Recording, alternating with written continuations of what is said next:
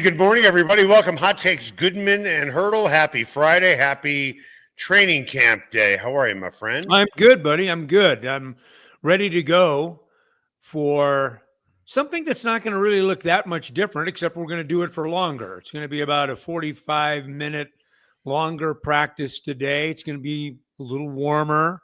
Although the extended forecast isn't too bad, when you start looking at it, looks like we're going to have some fairly good temperatures for the 800 fans that are allowed into the facility. It's going to be very interesting this year. A lot of work and construction still going on, and yet they have found a way to include the fans, which I think the players are generally excited for. Are you going to try and sneak into the kids zone, ages 5 to 15, and try and sneak an autograph? Throw away your credential. I know you're not allowed to get autographs when you're an accredited media member. Yeah, well, I'm not credible very much anyway, so I just will probably stick to where I'm supposed to be, which is on the concrete. And for those of us that cover, we understand what that means. You are allowed on the concrete that surrounds the playing field. Right. And that's where I will live for the next 2.5 weeks. Want to tell you about Sasquatch and Wildcard Casinos in Blackhawk. They always have great promotions going on right now. Giving away a new Sea-Doo four-wheeler or the cash award from the Big Wheel Spin plus $7,500 in cash grand prize drawing weekend of August 16th. Get finals entries every 45 minutes from 10 a.m. until midnight during their daily cash drawings with a locked up jackpot of $100 or more. Not really that hard to do. Heck, I did it last time I was up there. Walked away with $300. Nice. So much fun going up there.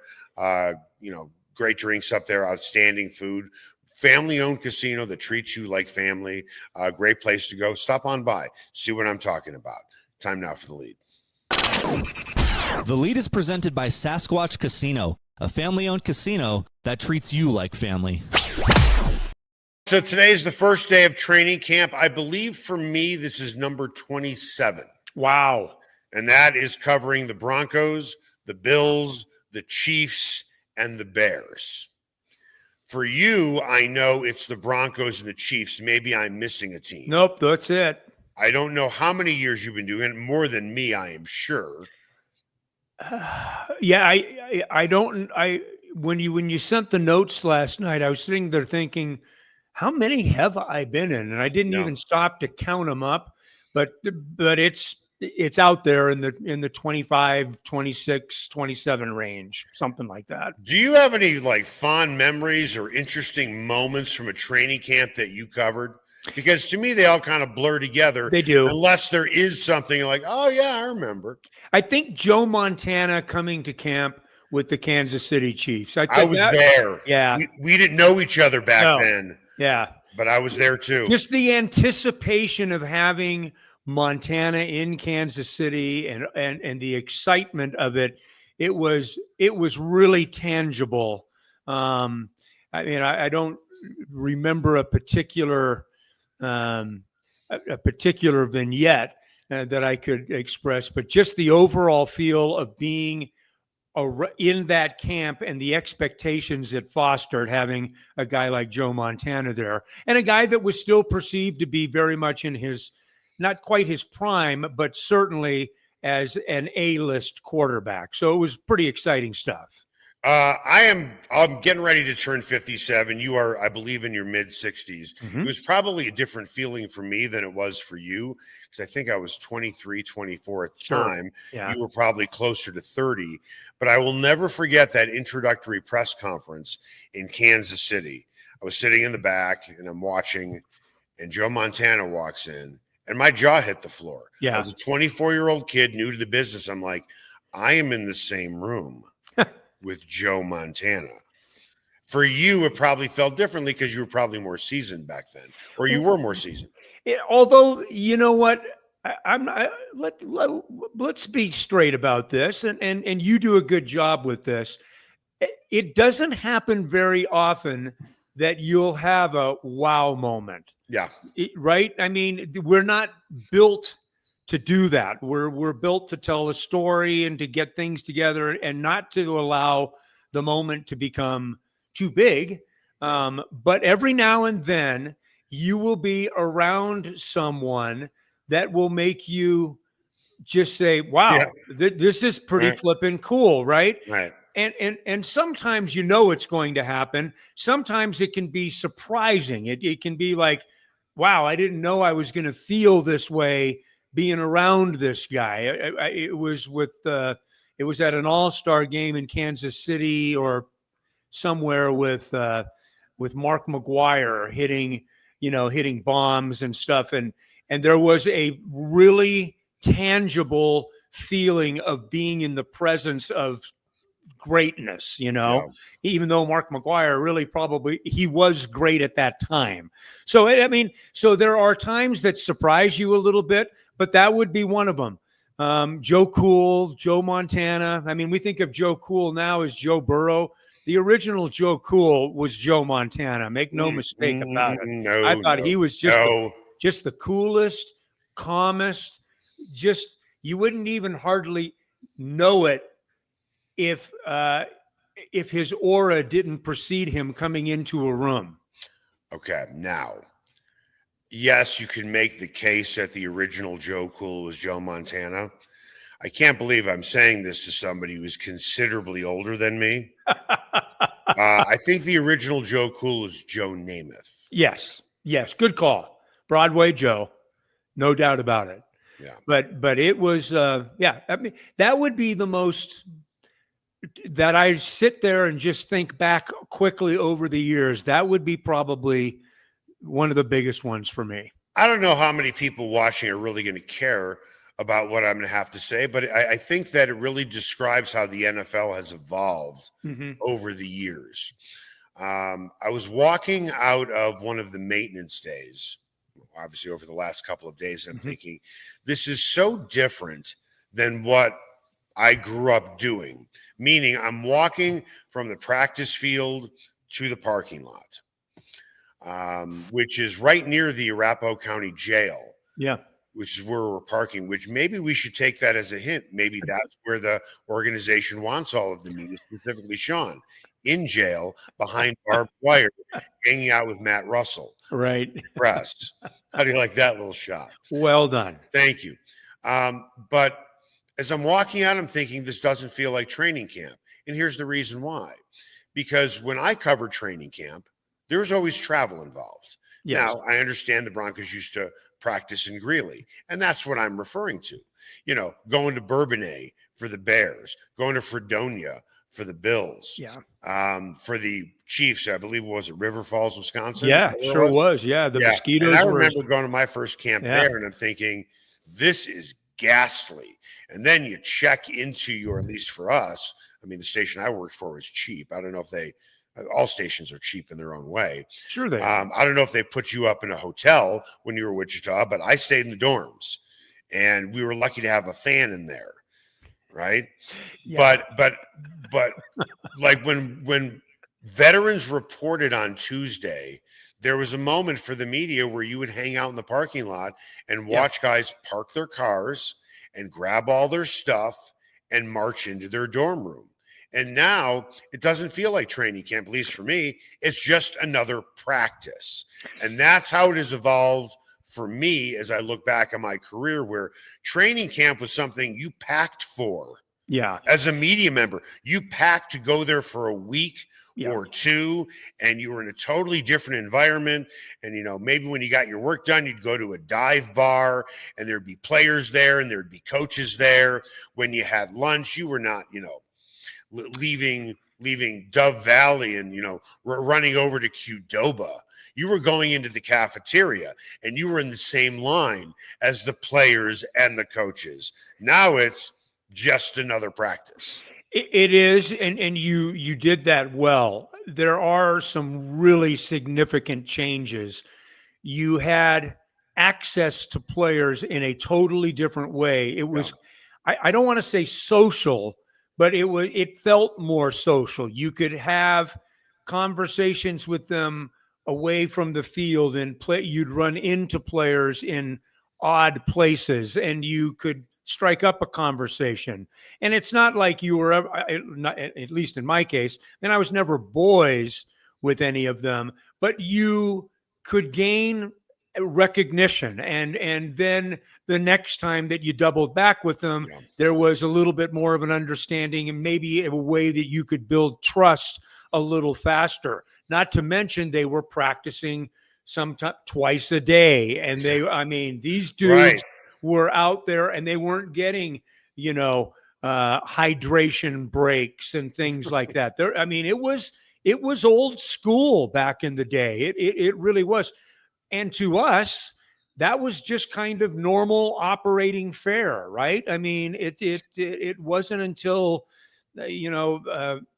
unfortunately, someone lost their life on the practice field that we started to figure out, oh, well, maybe we need to give them some breaks and give them some water breaks and cut down on practices a little bit. And they've all grumbled about that over the years, but no, it has evolved. It has changed.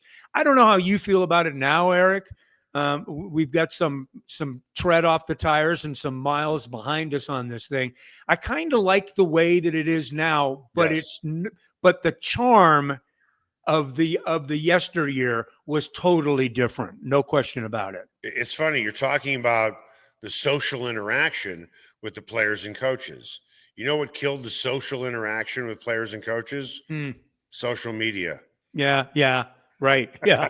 Well, that's Right? a great irony right there. Yeah, that's exactly right. And by the way, I totally get it. And I appreciate it. It is the bane of a lot of existence, in my opinion, but that's an argument for another day. I would much rather sleep in my own bed every night than sleep in a college dorm room with a cot where the springs were blown out the year before by some college freshman and they never replaced the springs in the bed. Well, with that, I want to take a step back. I know this has probably been talked a lot about on television, certainly in the papers, and of course, sports talk radio, but I'd be remiss if we didn't bring this up.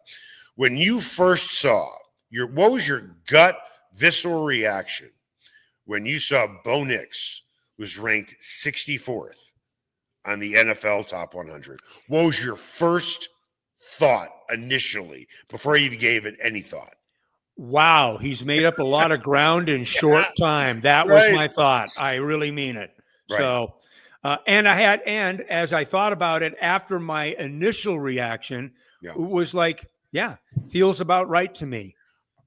Okay, so I can see why you would say that. Sure. But let me put this in another way.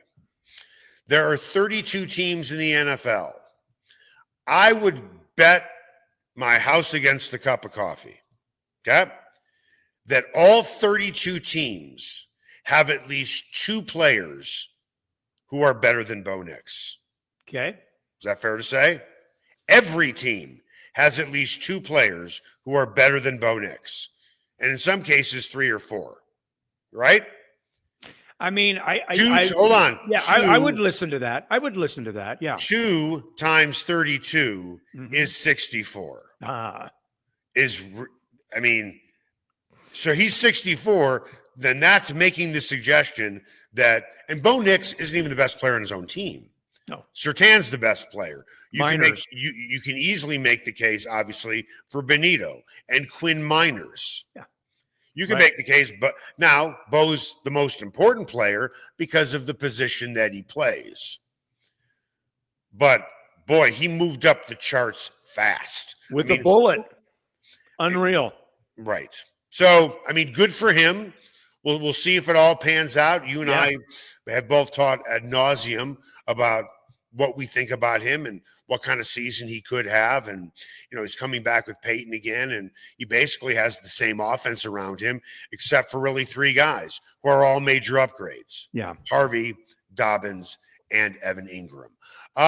With that, Let's talk about Evan Ingram for a minute. Okay. You were not here for it, but you certainly did watch Julius Thomas yeah. tear up the Kansas City Chiefs, along with tearing up pretty much everybody else. Broncos haven't had a tight end this good since Julius Thomas.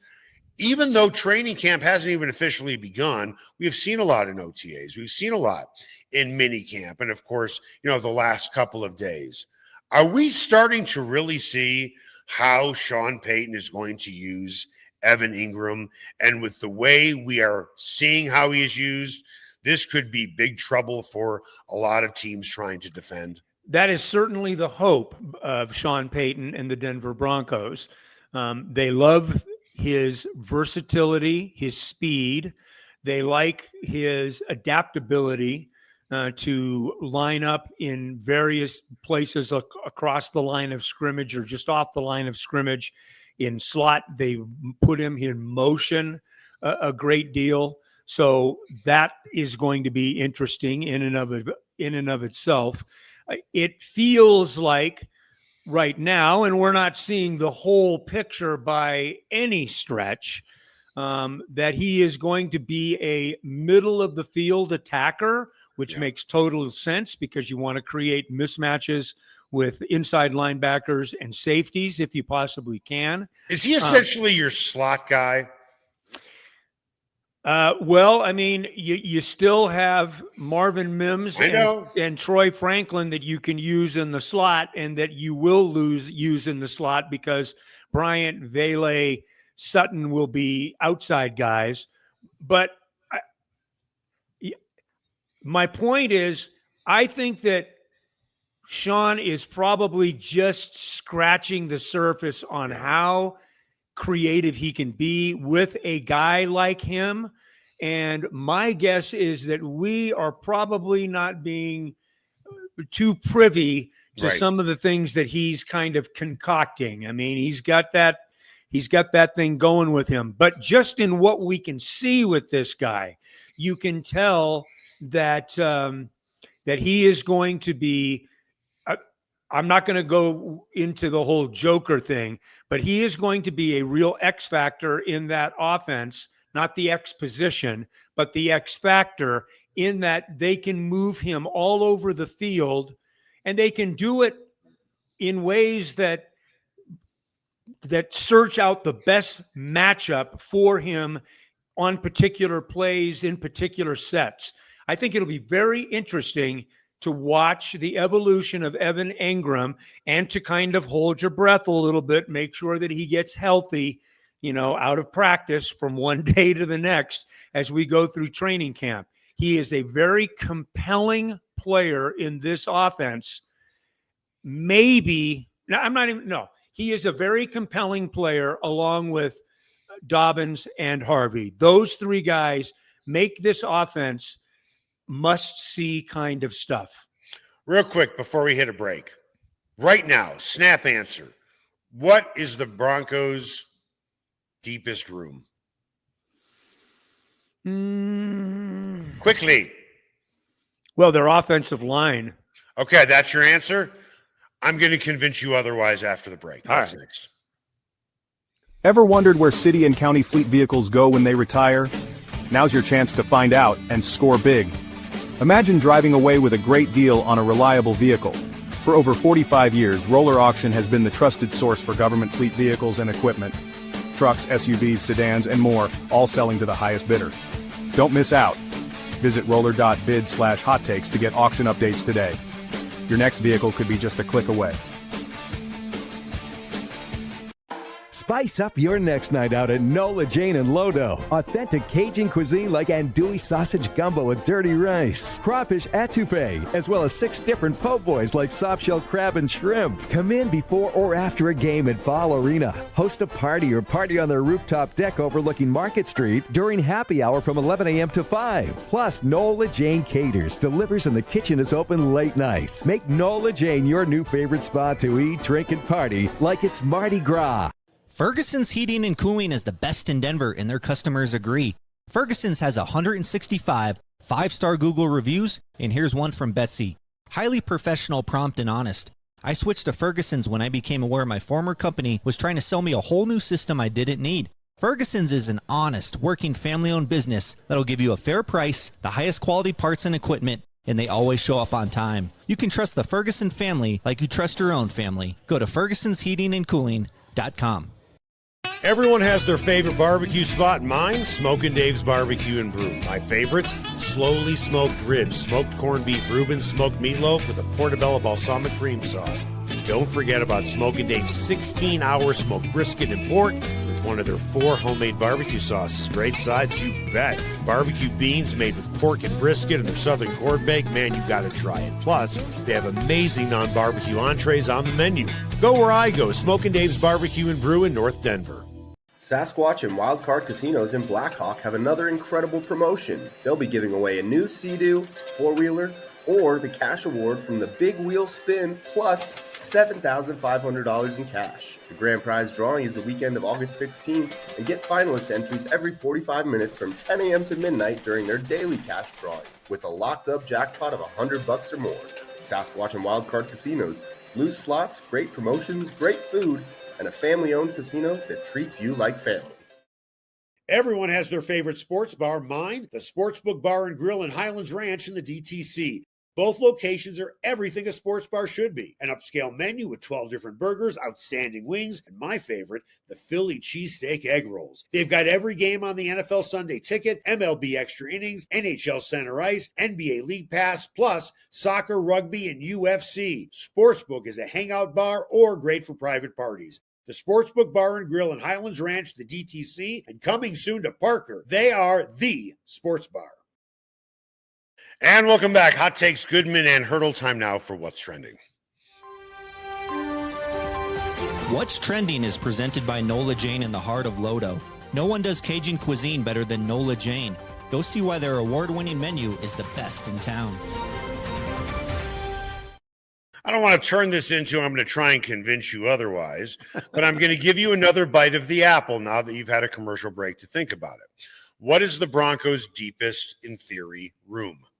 Is it still Offensive line? offensive line? Okay. Yeah. The Broncos are the only team in the league from last year that had 6 guys with at least 5 sacks. I randomly went through stats through most of the teams in the NFL. There are more than a few teams that would have been fortunate to have 3 guys with at least 5 sacks or more. 4 guys would certainly be pushing it. The Broncos had 6. Zach Allen, by the way, was only 3rd on the team in sacks last year. Jonathan Cooper was ahead of him. Yep. Okay. And then the other guys, just to round out our list, are John Franklin Myers, DeAndre Tillman, and Jonah Ellis. Ellis and Tillman have stacked days, and I'm going back to OTAs and minicamp and the last 2 days.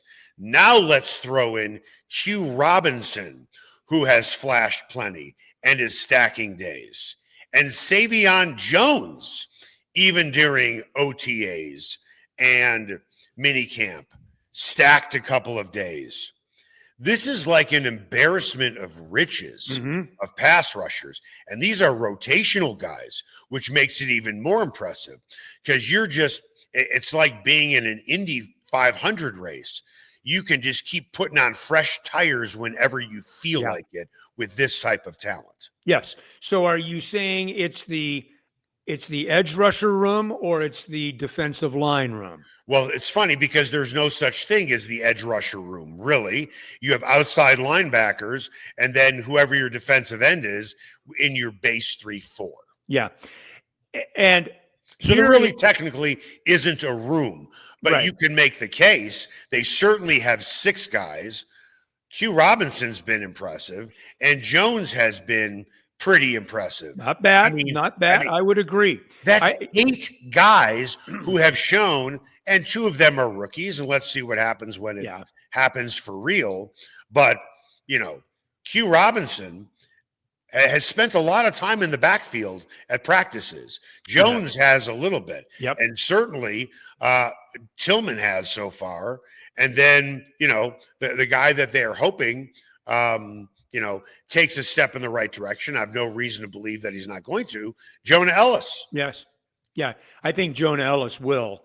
And he had 5 sacks last year anyway. I mean, he was productive. Yep. And missed time.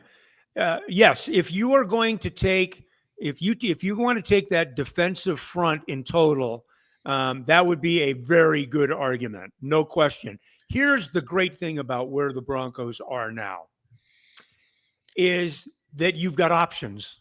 Yeah. You really have options. You can say, well, there's this group. What about the cornerback room?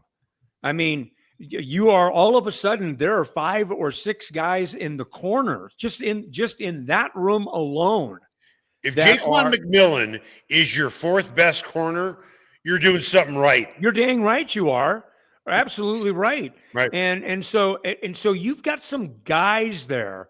And that's what is part of the credit that Payton and Payton deserve.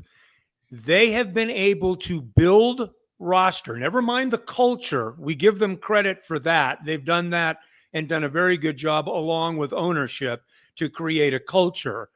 But they have been able to build the roster in a challenging situation with money still going out for Russell Wilson. We've talked about that ad nauseum. But they have done a really good job building depth. And what do you love best beyond good health on your roster is depth on your roster, quality depth. And they've got that now. How it plays out remains to be seen. But going into the season, I think that you can make a very strong argument with very little pushback that this is their best roster in the last 9-10 years since their championship roster. I mean, on paper, it's deep and it's talented. It's a nice thing to have. Now, I'm going to take this a step further. So, ESPN ranked the Broncos having the 6th best roster in the league. I'm not going to argue it is. I'm not going to argue it isn't because I haven't combed through every roster.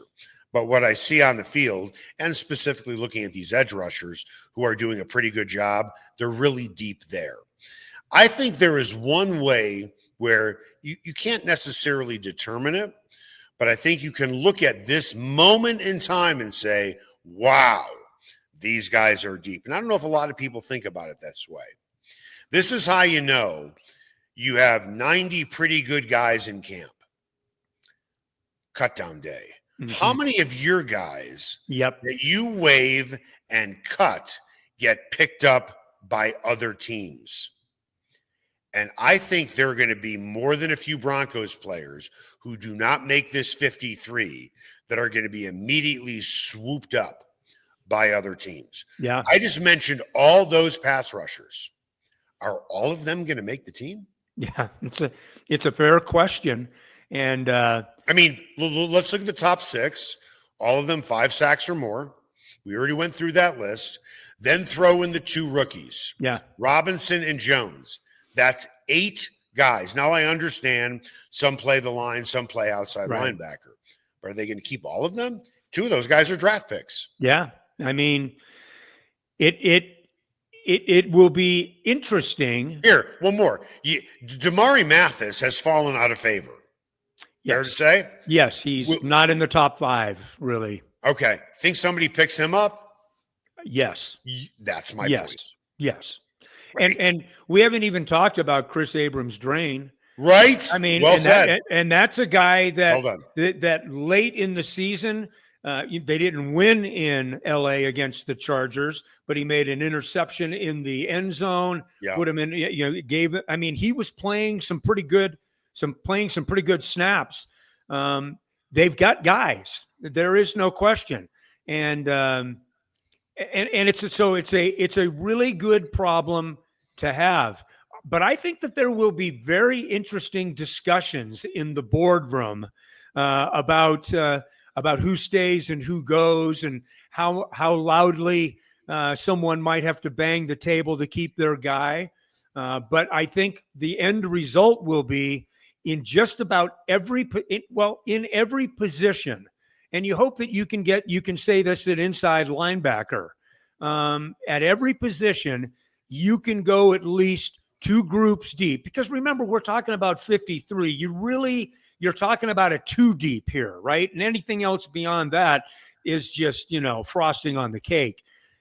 But you got to have 2 really good levels of players, on your 2 deep. I think the Broncos feel like they have that at every position group on the roster. Right. We haven't even thrown in Drew Sanders either. No, Drew Sanders and Justin Sternard, who actually played well last year. Right. And people chuckle a little bit, but Justin Sternard is a survivor. Yeah. The dude has found a way to stay. And Eric, people need, and I think most people do understand this, you don't just hang out on NFL rosters. You've got to do something demonstrable to get an NFL check. There's only 53 spots on these rosters, right? You don't just, if you are a survivor and you are in your 6th year of being on this roster, you are a talented enough guy to play football, not just for the Broncos, but for someone else too. They don't just give out passes for guys. That's my point. So they are, and they're deep at safety. We haven't even chatted about PJ Locke, right, and the injury that he sustained but played through, and here he is now back in health. And this is a guy that was a starter for you, for goodness sakes. That's going to be in the rotation, but he's going to be a second-level guy. But he was more than just a starter. Damn there good were player. times this guy was a difference maker on the field. This guy made plays. Now, I'm not going to say this is my hot take of the day, because we don't have a segment called Hot Take of the Day. But here's my hot take of the day. We talk about position battles. The Broncos don't have any. No. 0. Now, you can make the case. There is a position battle between Jahdae Barron and I just said his Jaquan McMillan. Jaquan McMillan. That's not a position battle. I'll explain why in a second. Right. Okay. You could look at the running back room. There's a position battle between J.K. Dobbins and Harvey. It's not a position battle. And this is why I'm saying this. When you have a position battle, let's use the quarterback position. And we all know the cliche. If you have 2 quarterbacks, you don't have one. Right? Right. A position battle to me is you have 2 guys and you're like, okay, let's see who wins. Let's see who winds up winning out. But quite frankly, when you have a position battle, they're 2 good football players. Heck, they're playing in the NFL. Right, exactly. If you're in the NFL, you're a pretty good football player. Yes. But it's, you'd rather upgrade, to be Yes. perfectly honest with you. I'd be fine with Barron or McMillan. Yeah. I'd be fine with Harvey or Dobbins. You have you could throw a dart. You could line up the picture of Harvey and Dobbins. Put a blindfold on. Put their pictures up on a wall. Yeah. Throw a dart. And no matter which picture you hit, you're probably going to be happy with the outcome. And really the same thing with Barron and to some extent McMillan. You have players who can play, as opposed to the quarterback position, you really don't. No, it's more, if you really want to get to the crux of the matter, it's more a reps battle than it is a position battle, because good football players are going to get reps one way or the other. Yeah. It's who you consider to be the guy that gets the most reps. And at the end of the day, you're basically just looking for guys that can help you win football games. So, yeah. Our good friend Troy Renck wrote a column on Sean Payton.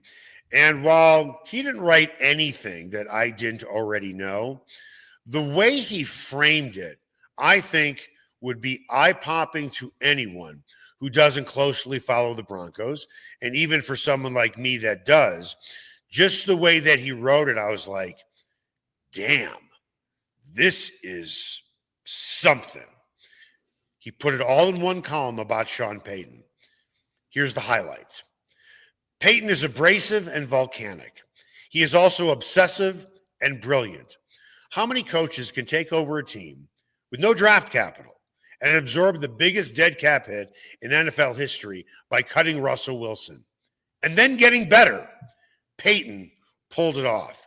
So when I read this synopsis, even though I knew all this information, to see it all in one column, basically all in one paragraph, I was like, damn, how many coaches could do this?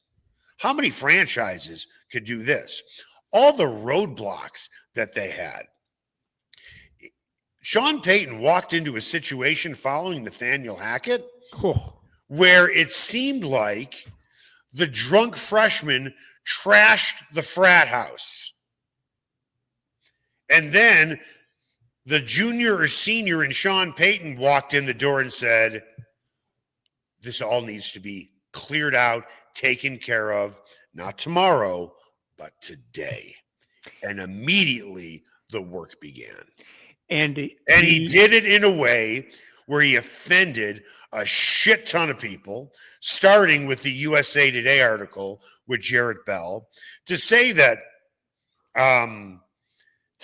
Sean Payton's start was rocky is kind of like saying the Titanic hit a block of ice. Yeah. A floater in the North Atlantic. They hit the Titanic hit an ice cube tray. Yeah, right. You know, the funny thing about Sean is very consistent about his messaging in what they've been able to do. And I'm talking about the franchise collectively, but Sean obviously is the tip of the sword. He's given so much credit, and rightfully so, to ownership, and has said repeatedly to us over really the course of years, but especially now when you start to talk about them being in a position of relevance and competitiveness, that it was the right job because of the ownership. The ownership gave him the right feel, gave him the right slack to work with, gave him the power to make decisions. And then, of course, you got to go make good decisions. But I think we have gotten, man, if we've ever forgotten, and there would be no reason for, especially the old guys out there and those of us that are veterans, don't ever forget the importance of ownership, coach, quarterback. Ownership, coach, quarterback. If you can have those three things in line and can have them be all automatic, it gives you so much a better chance to be successful. You can do it with just one really good one, I suppose. I mean, there are examples of that.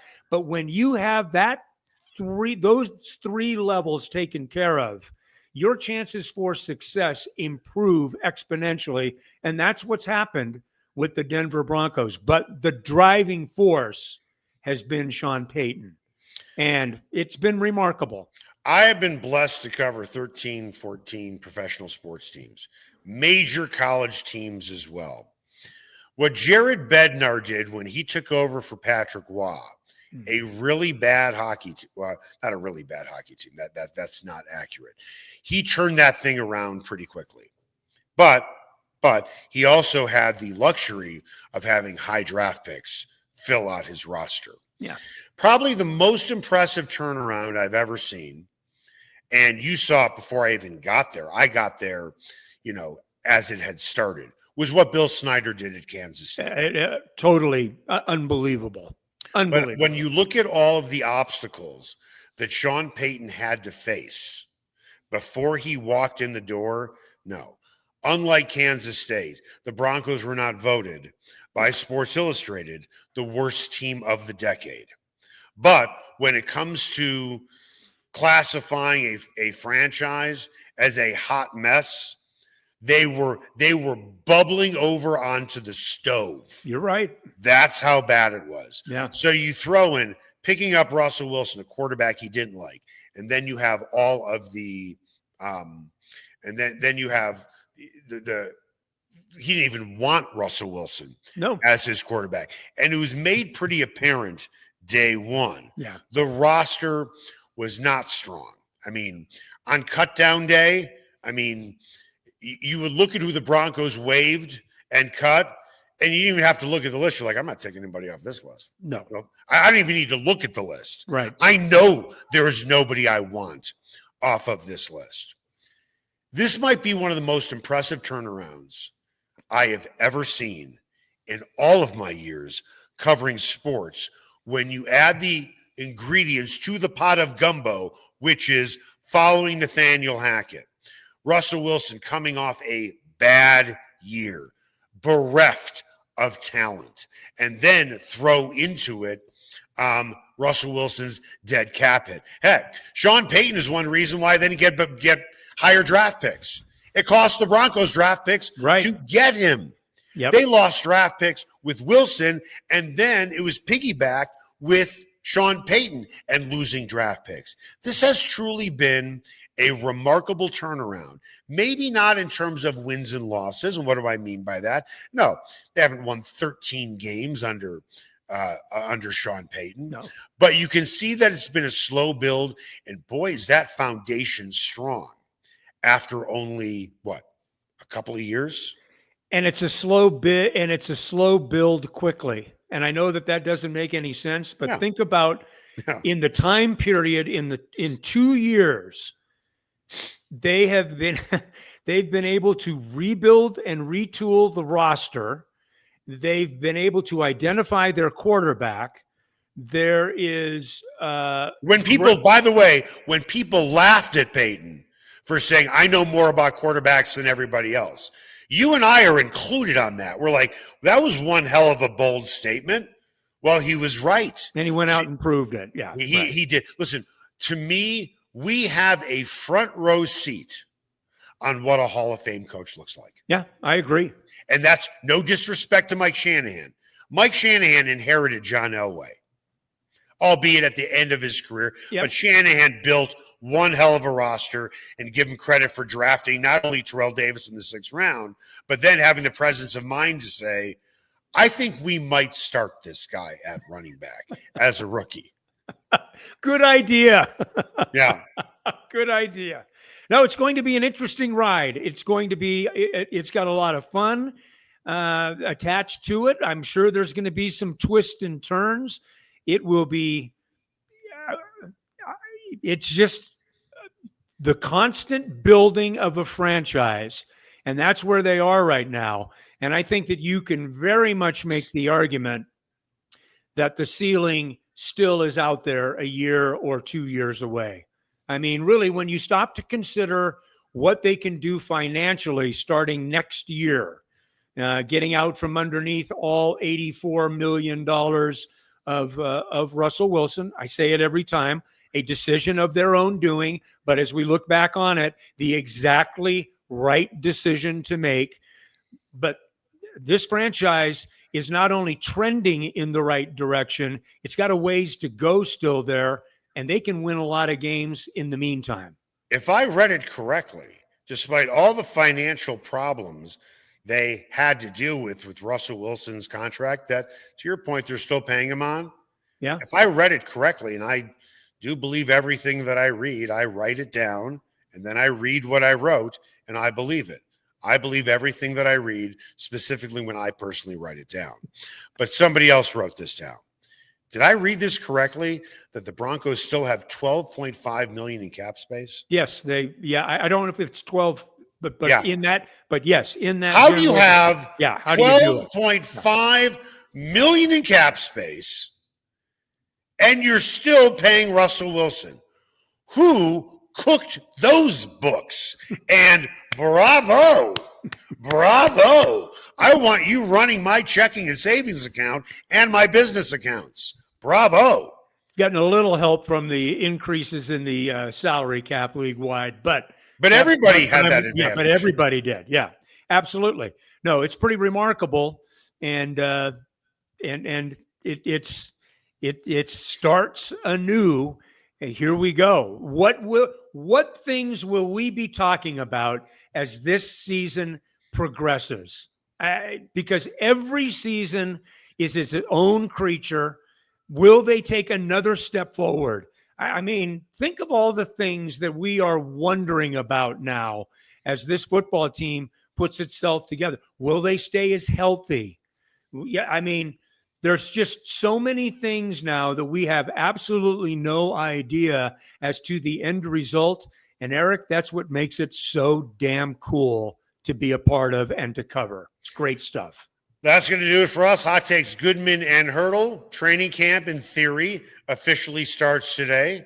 Bruce, I will be out there looking for you as you take copious notes. I will. I will be peeking over your shoulder to see how Bruce Haertl ticks. I'm very excited about that. That's dangerous. Make it the best possible weekend you can.